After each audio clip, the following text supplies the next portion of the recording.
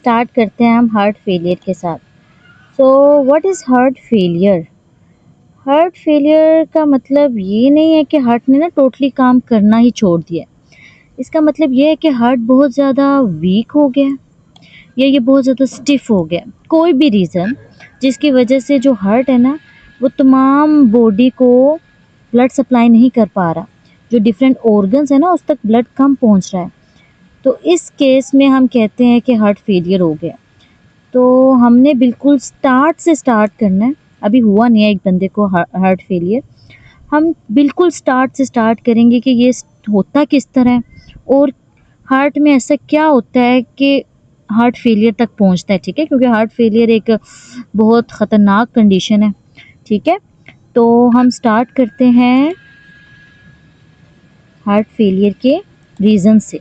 ठीक है, ओके। सबसे पहले हम कहते हैं कि हमें ना हार्ट फेलियर की काजेज़ पता होनी चाहिए। मेरी बात आप ध्यान से सुनना बच्चों।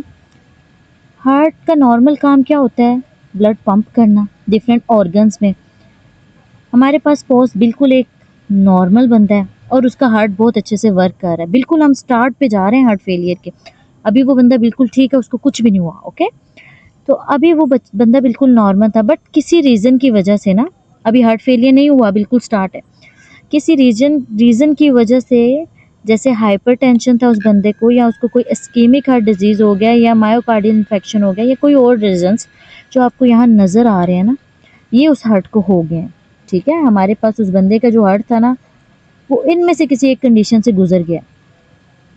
अब ये जो कंडीशंस है ना पहले हमें इनका पता होना चाहिए, क्योंकि ये स्टार्टिंग काजेज़ हैं हार्ट फेलियर। तो पहले तो आपने एक निमोनिक याद रखना है, HIM VCAD। ठीक है, ये निमोनिक जो है ना HIM VCAD, HIM hypertension, ischemic heart disease, myocardial infection, valvular disease, cardiomyopathy, arrhythmias and diabetes. ये जो कंडीशंस है ना ये हमारे पास स्टार्टिंग काजेज हैं हार्ट फेलियर की। हाइपरटेंशन के बारे में आपको आइडिया है। इस्केमिक हार्ट डिजीज़ में क्या होता है कि जो हमारे पास कोरोनरी आर्टरीज होती है ना वो बहुत ज़्यादा नैरो हो जाती है। आपको पता है कोरोनरी आर्टरीज का काम होता है कि ये हार्ट को ब्लड सप्लाई करती हैं। तो अगर ये कोरोनरी आर्टरीज नैरो हो जाएंगी तो हार्ट तक ब्लड कम जाएगा। ठीक है, ये चीज़। उसके बाद हमारे पास मायोकार्डियल इन्फेक्शन, वैसे ये बहुत इंपॉर्टेंट काज है कोरोनरी आर्टरी डिजीज़ और मायोकार्डियल इन्फेक्शन। तो अभी हम ना मायोकार्डियल इन्फेक्शन को थोड़ा और डिटेल से देखेंगे। बाकी वेल्वुलर हार्ट डिजीज़, कार्डियोमायोपैथी, अरिथमियाज और डायबिटीज़। वेल्वुलर हार्ट डिजीज़ को आप यूँ देखें कि सपोज अगर हमारे पास एक बंदे को वेल्वुलर हार्ट डिजीज़ है, वो क्या होती है, या तो वेल्व्स अच्छे से काम नहीं करे, डायलेट, ठीक है, या फिर बहुत ज़्यादा स्टिफ हो गए, तो हमारे पास हार्ट को ज़्यादा काम करना पड़ता है ब्लड को पुश करने में। ठीक है, इसकी वजह से हमें हार्ट फेलियर हो सकता है। कार्डियोमायोपैथीज हो सकती हैं, या हार्ट बहुत ज़्यादा डायलेटेड है या बहुत ज़्यादा स्टिफ है, रिदमियाज, एबनॉर्मल हार्ट रिदम है उसका, या डायबिटीज़। जो डायबिटीज़ होते हैं ना वो भी हमारे पास जो हार्ट मसल्स है ना उसको डैमेज करता है। तो ये मेन काजेज़ हैं हार्ट फेलियर के, HIM VACD या VCAD। ओके, तो ये आपने अच्छे से याद रखने हैं। अच्छा, सबसे पहले हम बात करेंगे मायोकार्डियल इन्फॉक्शन की। ठीक है, ओके ओके। अब ये देखो बच्चों, ये हमारे पास है एक हार्ट। ठीक है, एक मिनट। ओके, अब ये हमारे पास हार्ट है और इसको हार्ट को सप्लाई कर रही है आर्टरीज। ये है हमारे पास कोरोनरी आर्टरी है जिसकी ये फर्दर ब्रांचेज है। ये हमारे पास है राइट कोरोनरी आर्टरी और ये हमारे पास है लेफ्ट कोरोनरी आर्टरी। अब ये जो लेफ्ट कोरोनरी आर्टरी है इसकी फर्दर दो ब्रांचेज होती हैं। एक हमारे पास लेफ्ट सर्कमफ्लेक्स आर्टरी, ये आपको नज़र आ रही है, और ये हमारे पास कौन सी है, लेफ्ट इंटीरियर डिसेंडिंग आर्टरी। अब आपको नज़र आ रही है इस लेफ्ट इंटीरियर डिसेंडिंग आर्टरी में क्या होगी, अक्लूजन। ठीक है, इस एरिया में। अब इस एरिया से नीचे ये जो एरिया है ना इसको ब्लड कम मिलेगा, इस एरिया को। जब इस एरिया को ब्लड कम मिलेगा तो इस एरिया में क्या हो जाएगी, सेल की डेथ हो जाएगी। क्यों, पहले हुई नेक्रोसिस, ब्लड कम मिल रहा था, नेक्रोसिस हुई, फिर हो जाएगी सेल डेथ। जब एक बार सेल डेथ हो जाएगी यानी वो मायोसाइट्स अब दोबारा कभी रीजनरेट नहीं कर सकते, वो उनका एंड हो गया। तो इस एरिया में जब सेल डेथ हो जाती है उसके बाद यहाँ पे हमारे पास बनता है स्कार। ठीक है, इस एरिया में हमारे पास क्या बनता है, स्कार। सेल जहाँ डेथ हुई है उस एरिया में हमारे पास बनेगा स्कार। देखिए इस्कीमिया हुआ, फाइब्रोसिस स्कार होता है और ये स्कार आगे काज बनता है हार्ट फेलियर की। तो आपको इस चीज़ का आइडिया हो गया। अब इधर से एक बार देख लें, this is the coronary artery. Coronary artery blood supply करती है हमारे पास हार्ट को, ये हार्ट की मसल है।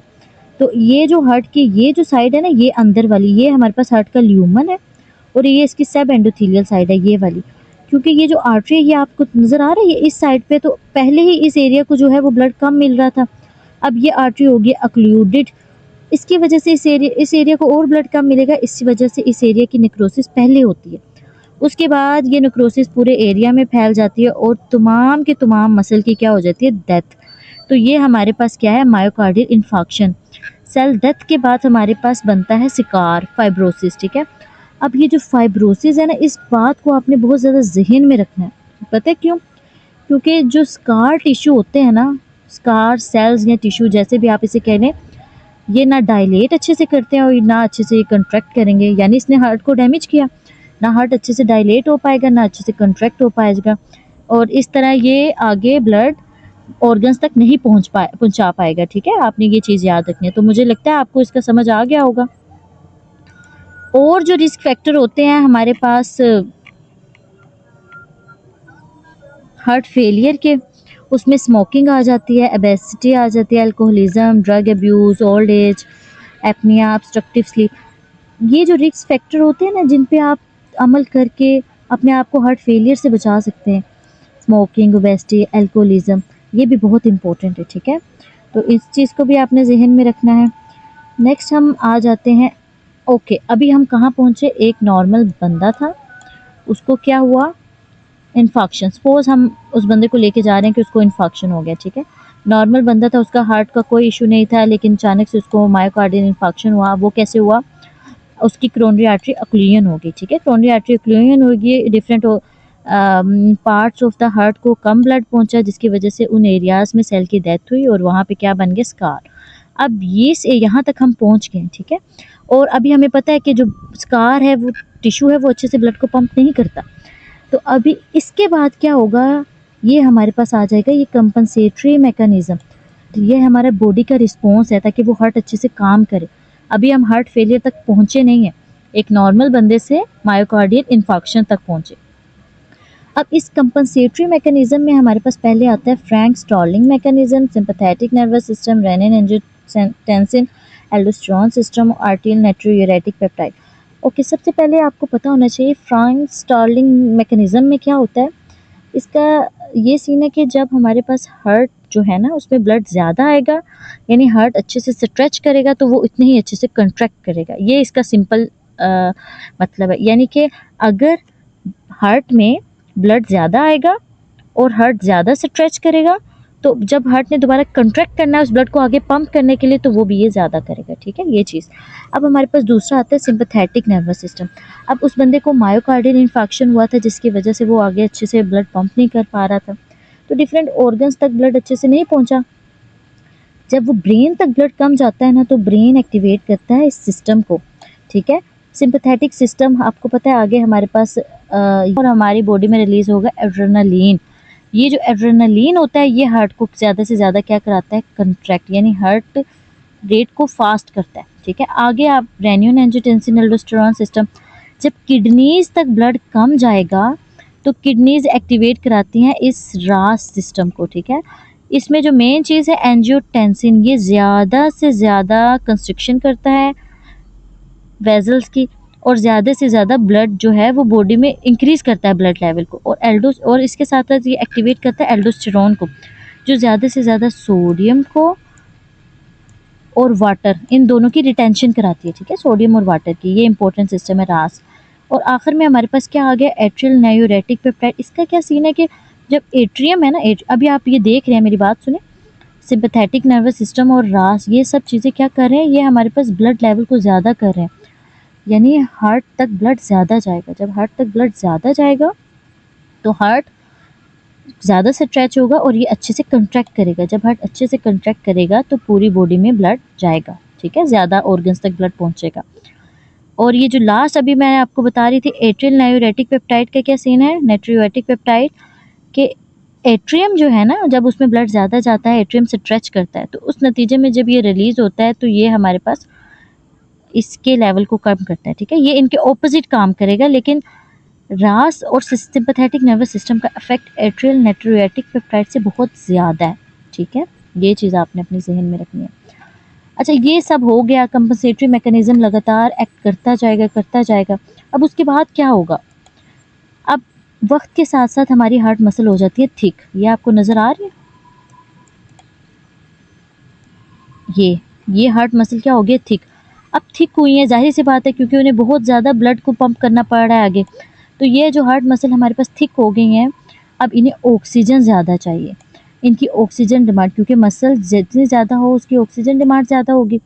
लेकिन पैथोलॉजिकल कंडीशंस में, क्योंकि ये हाइपरट्रॉफी है ना, pathological conditions, this is hypertrophy. और पैथोलॉजिकल कंडीशंस में ये सीन होता है कि जिस जिस तेज़ी के साथ हमारी मसल्स का साइज़ बढ़ता है ना, उतनी तेज़ी के साथ हमारे पास आर्टरीज़ नहीं ग्रो करती, ठीक है।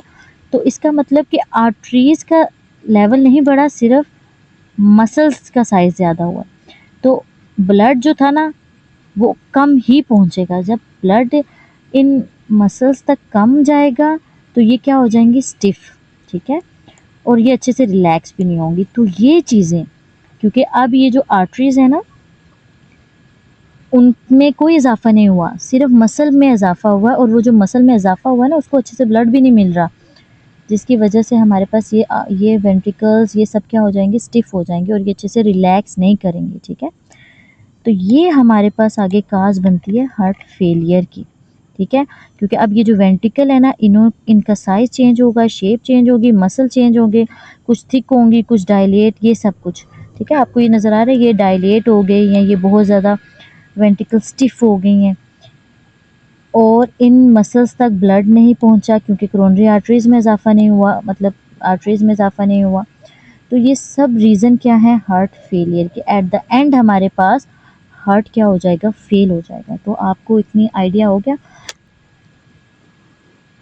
ओके, चलें अभी हम बात करते हैं कि वो एक बंदा था जो पहले नॉर्मल था, अब उससे कोई एक डिजीज़ हो गई, जो अभी हमने डिजीज़ पढ़ी, जिसे हमने निमोनिक से याद किया, HIV कैट, ठीक है। उसमें से कोई भी एक उसे डिजीज़ हो गई, ठीक है, इसमें सब में से, जिसकी वजह से हमारे जो बॉडी है उसने एक सिस्टम एक्टिवेट किया, कंपनसेटरी मैकेनिज्म, जो आपने देख लिया, रास और साथ sympathetic system, Frank Starling mechanism, जो भी एक्टिवेट हुआ, ठीक है। इन सब नतीजे में हार्ट जो है ना, उसने पंप किया ब्लड, लेकिन आहिस्ता आहिस्ता वो हाइपरट्रॉफी हुई, ठीक है। हार्ट मसल हाइपरट्रॉफी हुई, लेकिन ब्लड वेजल्स में इजाफा नहीं हुआ, ठीक है, जिसकी वजह से एट द एंड हमारा जो हार्ट है ना, वो फेल हो गया। ये हमारे पास सारा का सारा क्या था? कंसेप्ट। तो उम्मीद है कि मुझे आपको की समझ आ गई होगी इसकी। अच्छा, अभी एक बार हम इसे ना जर्नली जल्दी से देख लेते हैं। कोई भी रीज़न, जैसे कि हाइपरटेंशन, कोई वेल्वुलर डिजीज़, मायोकार्डियल इन्फेक्शन, इन सब की वजह से क्या होगा? कार्डिक वर्क बढ़ जाएगा, ठीक है। जैसे हमने कंपनसेटरी मैकेनिज्म पढ़ा, वर्क बढ़ेगा, जिसकी वजह से हमारे पास क्या होगी? आहिस्ता आहिस्ता हाइपरट्रॉफी होगी। हाइपरट्रॉफी हो रहा है, हार्ट का साइज, प्रोटीन साइज, ये सब बढ़ेगा, ये साइज बढ़ेगा, लेकिन जो ब्लड सप्लाई है इसकी, वो क्या रहेगी? कम। जब ब्लड सप्लाई इसकी कम रहेगी तो हमारे पास क्या हो जाएगा? हार्ट फेलियर, ठीक है। तो ये आपके पास था journal mechanism of heart failure. आपको नज़र आ रहा है ये हमारे पास क्या है? Hypertrophied muscle. और ये ल्यूमन के को कितना नैरो हो गया है, बिल्कुल नज़र ही नहीं आ रहा। इधर से भी आप देख सकते हैं कि ये लेफ्ट वेंट्रिकल बहुत ज़्यादा हाइपरट्रॉफाइड हो गया, इसकी मसल्स कितनी ज़्यादा हाइपरट्रॉफी हो गया। इसके बरक्स आप ये देख रहे हैं, राइट वेंट्रिकल बिल्कुल नज़र ही नहीं आ रही, ठीक है। अब आगे हम देखते हैं, एक बंदा है उसको हार्ट फेलियर हो गया, अब आगे हमने देखने हैं उसके सिम्टम्स, ठीक है। हार्ट फेलियर के क्या सिम्टम्स होते हैं, ठीक है। लेकिन उससे पहले ना हम बात करते हैं हार्ट फेलियर की, कि उसमें होता क्या क्या। एक हमारे पास होता है सिस्टोलिक डिसफंक्शन, और एक हमारे पास होता है डायस्टोलिक डिसफंक्शन, ठीक है।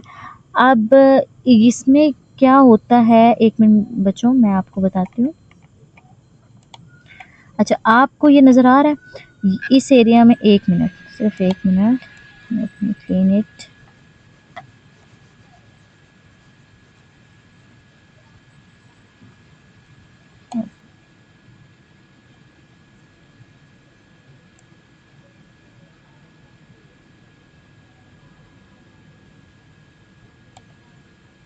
ओके बच्चों, अभी आप देखो कि ये हमारे पास है सिस्टोलिक डिस्फंक्शन की पहले हम बात करते हैं, ठीक है। सिस्टोलिक डिस्फंक्शन में क्या होता है कि ये जो हमारे पास हार्ट मसल है ये बहुत ज़्यादा डायलेट हो गया, ठीक है, हाइपरट्रॉफी भी देखने को मिलती है। अब ये जो मसल जो है ना ये बहुत ज़्यादा डायलेट हो गया, अब ब्लड आएगा लेकिन ये जो डायलेटेड मसल है ये अच्छे से कंट्रैक्ट नहीं करेगी। तो जब ये वेंट्रिकल्स अच्छे से कंट्रैक्ट नहीं करेंगे तो आगे हमारे पास जो हमारे पास होता है ना सप्लाई ब्लड सप्लाई ये कम आगे जाएगा, ठीक है, यानी कि इजेक्शन फ्रैक्शन इसका क्या हो जाता है, कम हो जाता है, क्योंकि वेंट्रिकल्स जो हैं वो अच्छे से कंट्रैक्ट नहीं करते। सिस्टोलिक डिसफंक्शन में सिस्टोल करने में यानी कंट्रैक्शन करने में क्या होती है, प्रॉब्लम, ठीक है। अब आपको डायस्टोलिक डिसफंक्शन में भी आपको पता चल गया होगा। अब ये जो है ये बहुत ज़्यादा स्टिफ है, ठीक है। अब ये बहुत ज़्यादा स्टिफ है तो ये अच्छे से डायलेट नहीं करेंगे, जिस तरह ये डायलेटेड है ना इस तरह ये नॉर्मली भी डायलेट नहीं करेंगे, जिसकी वजह से पहले ही इसमें ब्लड कम आएगा, ठीक है, पहले इसमें ब्लड कम आएगा। लेकिन जो ब्लड कम आएगा ना, क्योंकि इसकी कंट्रैक्शन में प्रॉब्लम नहीं है, सिर्फ इसकी रिलैक्सेशन में प्रॉब्लम है, तो ये कंट्रैक्ट करेंगे, इसकी वजह से इसका जो एजेक्शन फ्रैक्शन होगा ना, इसका जो एजेक्शन फ्रैक्शन होगा वो हमारे पास होगा प्रिजर्व। तो अभी आपने देख लिया सिस्टोलिक डिसफंक्शन में और डायस्टोलिक डिसफंक्शन में क्या फ़र्क है। सिर्फ फ़र्क इतना है कि एक में हम कंट्रैक्ट नहीं करवा पा रहे और दूसरे में हमारे पास डायलेशन नहीं हो रही, ठीक है। ये इसका काजेज़। और अब हमारे पास आ जाते हैं लास्ट में सिम्टम्स, ठीक है। दो तरह का हमारे पास हार्ट फेलियर होता है। ओके बच्चों, अब हम बात करते हैं ना सिम्टम्स की, ठीक है। जो सिम्टम्स होते हैं ना वो हमारे पास होते हैं लेफ़्ट साइड हार्ट फेलियर के या होते हैं राइट साइड हार्ट फेलियर के। अब इसका क्या सीन है, या तो हमारे पास लेफ़्ट साइड हार्ट की फेल हो सकती है या right side. Left side fail होगी तो आपको पता है कि लेफ़्ट साइड से ब्लड जो है वो पूरा का पूरा जाता है बॉडी में, और लेफ़्ट साइड से ब्लड आता कहाँ से है, ये लंग से। तो अगर लेफ़्ट साइड फेल हो गई है तो आगे ब्लड तो जाएगा नहीं, तो लेफ़्ट साइड में ब्लड क्या करेगा, अकुमुलेट। अब वो जो लेफ़्ट साइड से ब्लड अकुमुलेट करता जाएगा और फिर वो चला जाएगा लंग्स में। इसका मतलब लेफ़्ट साइड हार्ट फेलियर में ब्लड जाता है लंग्स में, लंग्स में ब्लड पूल करेगा, ब्लड जब लंग्स में जाएगा तो ब्रीथलेसनेस होगी, ठीक है, उस बंदे को सांस लेने में मसला होगा, ठीक है। अब जब एक बंदा लेटा हुआ होता है ना, लेटा हुआ, तो ज़्यादा से ज़्यादा टांगों से उसके पाँव वाली साइड से ज़्यादा ब्लड जो है ना वो वापस जाता है राइट एट्रियम और वेंट्रिकल में, ठीक है, और ज़्यादा से ज़्यादा फिर ब्लड जो है वो लंग्स में भी जाएगा। इसकी वजह से उसको प्रॉब्लम होगी क्योंकि ऑलरेडी जो लंग्स थे उनमें ब्लड था, ठीक है, उनमें फ्लूइड था और अब और भर गया है, ठीक है। तो उस बंदे को ना लेटने में बहुत ज़्यादा मसला होता है। तो वो जो होता है ना बंदा वो 2 से 3 पिलो लेता है तभी वो लेट सकता है, अदरवाइज़ वो लेट नहीं सकता। जब एक पेशेंट हमारे पास आता है ना तो वो हमें कहता है कि मुझे लेटने में मसला है, मुझे सांस नहीं लेने हो रही, ठीक है। मैं जब किसी अचानक से उठता हूँ ना तो मैं किसी खिड़की के पास जाऊँ तो मुझे सुकून होता है, ठीक है, और उसे होगा पल्मोनरी एडीमा। ये चीज़ें आपको देखने को मिलती हैं किसमें, लेफ़्ट साइड हार्ट फेलियर में, यानी कि आपने उसे रिलेट करना है किसके साथ, लंग्स के साथ। लंग्स में एडीमा है, ये बात आपने याद रखनी है, लंग्स में एडीमा है, लंग्स में एडीमा है, बंदे को सांस नहीं आनी, बंदा लेटा होगा तो उसे मसला होगा, ठीक है, और उसको जब वो रात को उठेगा तो उसे प्रॉब्लम होगी। अच्छा, उसके बाद कफ होगी उसे बहुत ज़्यादा, और अक्सर ऐसा होता है ना एडीमा की वजह से ना ब्लड वेसल्स जो होती हैं वो रप्चर हो जाती हैं, ठीक है। लंग्स में जो ब्लड वेसल्स वगैरह होती हैं वो रप्चर हो जाती हैं, जिसकी वजह से कभी कभार उसके कफ में ब्लड भी आता है, ठीक है। तो ये हमारे पास किसकी वजह से है, लेफ़्ट साइड हार्ट फेलियर की वजह से। अच्छा, अभी हम बात करते हैं ना राइट साइड हार्ट फेलियर की। राइट साइड हार्ट फेलियर में आपको पता है लेफ़्ट साइड हार्ट फेलियर ज़्यादातर काज होती है राइट साइड हार्ट फेलियर की, ठीक है। ज़्यादातर केसेस में हमारे पास क्या होता है, लेफ़्ट साइड हार्ट फेलियर, और उसकी वजह से हमें होता है राइट साइड हार्ट फेलियर। अच्छा, अब जब उस बंदे को राइट साइड हार्ट फेलियर होगा, वैसे नॉर्मली हो क्यों रहा था, देखो लेफ़्ट साइड हार्ट फेलियर हुआ, पल्मोनरी एडिमा हुआ, पल्मोनरी यानी लंग्स में हाइपरटेंशन हो गई, लंग्स का प्रेशर बढ़ गया, राइट वेंट्रिकल्स को ब्लड को पंप करने के लिए ज़्यादा प्रेशर की ज़रूरत है, इसकी वजह से यहाँ पे और हाइपरट्रॉफी होगी और इन एरिया में क्या इसकी हार्ट फेलियर हो जाएगा। आपको समझ आ गया, राइट साइड हार्ट फेलियर हो जाएगा। अच्छा, अब इसमें होता क्या, जब राइट साइड हार्ट फेलियर हो तो ब्लड आना कहाँ से था, राइट साइड में, एक तो ये आता है सुपीरियर और इन्फीरियर वेना केवा से, तो ब्लड दोबारा से वापस जाएगा इसी के थ्रू होल बॉडी में, ठीक है। अब ये वेन्स जो है ना ये इसके थ्रू पूरी बॉडी में जाएगा और इसकी वजह से हमारे पास क्या होंगी, स्वेलिंग्स, लेग स्वेलिंग देखने को मिलेगी, एंकल स्वेलिंग देखने को मिलेगी। अच्छा, जो हमारे पास ब्रेन है ना, ब्रेन, वहाँ से आती है जगुलर वीनस, ठीक है, इंटरनल जगुलर वेन। इंटरनल जगुलर वेन फिर वो जाके सुपीरियर वेना केवा में ड्रेन करती है और फिर वहाँ से सीधा सुपीरियर वेना केवा हमारे पास आता है राइट एट्रियम में। तो अभी ये जो जगुलर वेन है ना, क्योंकि ब्लड बैकअप हो गया, वापस जा रहा है इनमें, तो इसमें भी हमारे पास प्रेशर होगा ज़्यादा। और जो हमारे पास इंफीरियर वेना केवा है, वहाँ से ब्लड वापस किस में जाएगा, लिवर्स में और एब्डोमेन में, ठीक है, इन जगह पे जाएगा। यानी कि जो लेफ्ट साइड हार्ट फेलियर का पेशेंट हमारे पास आएगा, उस वो होगा, कफ होगी, उसे स्वेलिंग होगी, ठीक है, उसको स्वेलिंग हो सकती है, उसे कफ होगा, उसे एडिमा होगा, उसे सोने में मसला होगा, ब्रीथलेसनेस होगी। और जो राइट साइड का पेशेंट हमारे पास आता है ना, उसे क्या होगा, उसको लेग स्वेलिंग, एडिमा एंकल्स में, और उसका जगुलर वीनस प्रेशर राइज होगा, और उसके लीवर, एब्डोमेन वगैरह इन सब में क्या होगा, फ्लूइड होगा, ठीक है। तो ये था बेसिक इसके बारे में। और एक चीज़ और कि ये जो पेशेंट हमारे पास आता है, उनको ये सारे सिम्टम्स भी एक साथ हो सकते हैं, लेफ्ट साइड हार्ट फेलियर और राइट साइड हार्ट फेलियर के भी, और मोस्टली ऐसा ही होता है, ठीक है। ओके बच्चों, उम्मीद है कि आपको समझ आ गया होगा। अगर आपको ये वीडियो अच्छी लगे तो काइंडली लाइक करें, सब्सक्राइब करें, और कमेंट में मुझे लाज़मी बताएं कि आपने क्या सीखा, ठीक है। आपको जो समझ आया वो बताएं, और जिस जगह में आपको प्रॉब्लम हो रही है वो बताएं, ठीक है। और अगर आपको इसकी पीडीएफ चाहिए तो आप मुझे कमेंट में मैसेज कर सकते हैं, ठीक है। ओके बच्चों, गुड बाय, टेक केयर।